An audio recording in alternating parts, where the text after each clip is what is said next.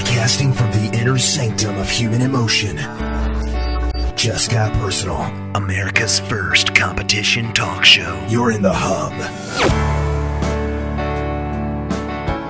Good day to you. It is Tuesday, April 20th, 2010. Glad to have you on the Hub Internet Show. I'm your host, Joel Aaron.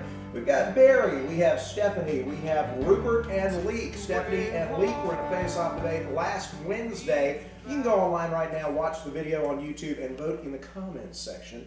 Did Stephanie win? Did Leek win? Tomorrow, we'll announce the winner. We'll kick one off. We'll keep one on. That's the way we do it. If you want to be a panelist, shoot me an email, Joel, Joel, @tvtownhall.com. All right. All of us know, or at least I think most of us here believe, and a lot of folks online probably disagree, but the media is biased. No. Even the mainstream media is biased. Never. I know it's a shocker. It's a shocker. Hey, calm down. I hope you're sitting down for this one. They're biased.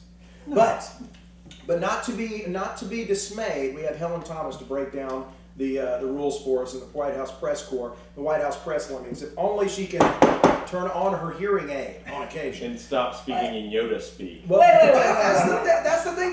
For media, this is. Well, the thing is here, the White House... 800 years have I advised press corps. Been around 800 years I have. Use the force. Use the force, Reagan. Okay, so here's the thing. Here's the deal. The White House press lemmings right now are saying, you know, we don't get enough press. We don't get enough access. People are going beyond us now, and they're following the president on Twitter and Facebook. And first of all, the man has 50,000 friends. Robert Gibbs, for God's sake, has 50,000 friends on Twitter. That man is more boring than Mr. Rogers telling you how to make a peanut butter and popcorn sandwich. And to me, I don't know how he got that many Twitter friends. I want to know how he did. Here's the real question. I think it has less to do with the technology and more to do with Robert Gibbs. He is like Tony Snow could make, you know, talking about paint on the wall interesting.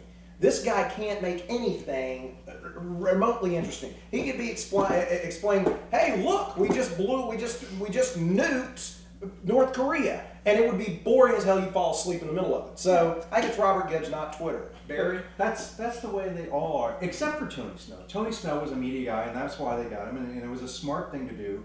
But normally they get somebody like a Robert Gibbs, and you're wondering, hey, is there anybody in that audience on the other side of him, or is it just like him? And I think it's done for a reason, but there's also a thing that says, okay, even if you're boring, can you communicate? Can you get a message across?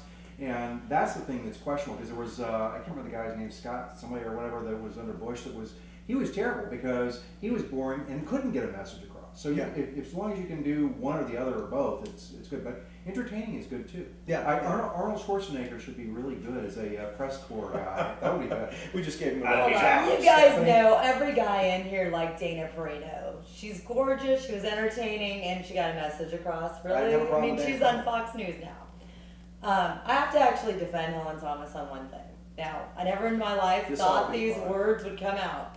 But she says, and I quote, there's no accountability for a blogger. They can ruin lives, reputations, yada, yada, yada. True. Now, not to mention the mainstream media does this every day, but a blogger can do this. I mean, come on. We've all been on certain pundit websites locally that we see people throw stuff out there. And there's may or may not be truth, but I will give her that much.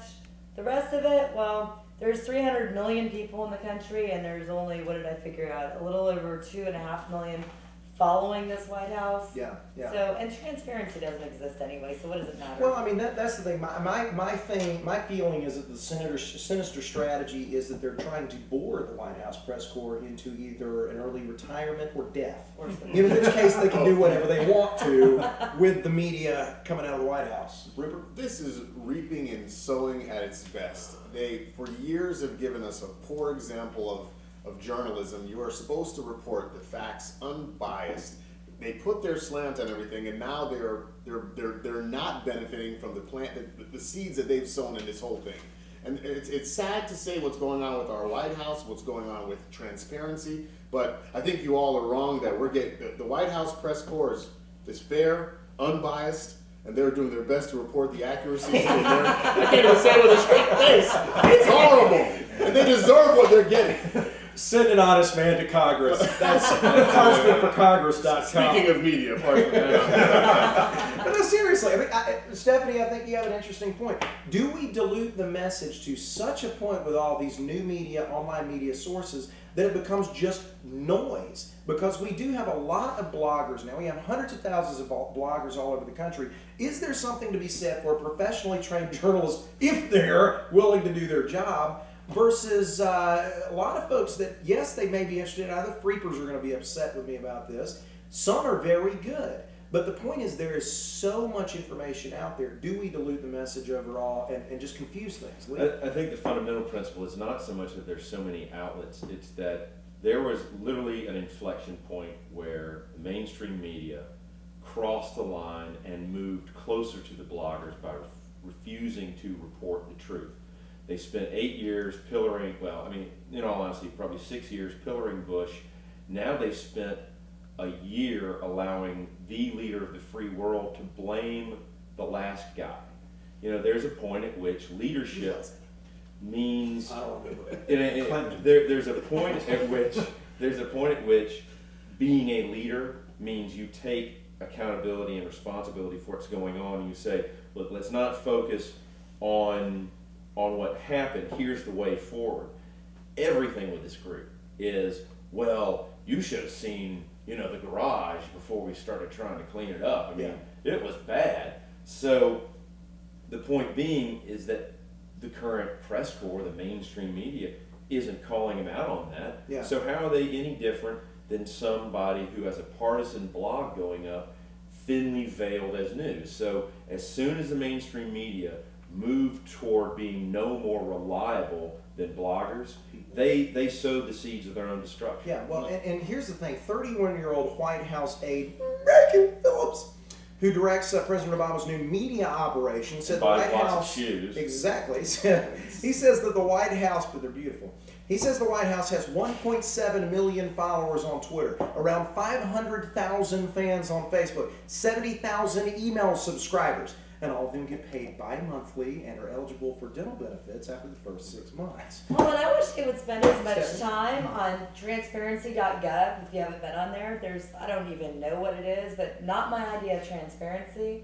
Pretty sure this wall is more transparent than transparency.gov. So if they spend as much time on that, this 31-year-old who apparently has more shoes than me, which is a huge issue, spent as much time actually developing a website about transparency, then we wouldn't even have to have this discussion, because the press corps, everyone else, they'd be a moot point, because perhaps there could be some reality out there. Yeah, well, I mean, and that's the thing. Then when we move from, I mean, they talk about how no one wants to look at traditional media anymore. Well, they could go out and do something innovative, like, I don't know, start an internet show online and get around it on a multimedia platform. I mean, how many subscribers do we have after the first week, Jeff? 10,000? Holy mother of God! Those guys are hacks. Leak, we're paying him off with free dental too. What's your plan? Actually, Rupert, I think, had a point. Rupert, who's running for Congress, parchmentforcongress.com. Rupert?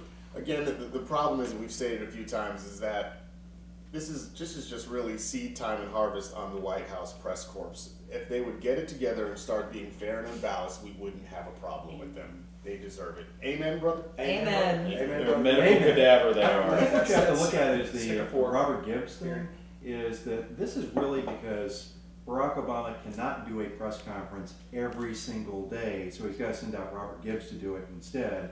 But, you know, it's interesting because, to Leek's point, I think that we talked about you know, mortgages and mortgage defaults and all this, and what we have is a president who has now taken out a mortgage on the White House, and it's one of these high-interest loans. Well, I mean, and that's the thing. And honestly, he's, you know, they say he hasn't held a press conference in 6 months. But why would he need to?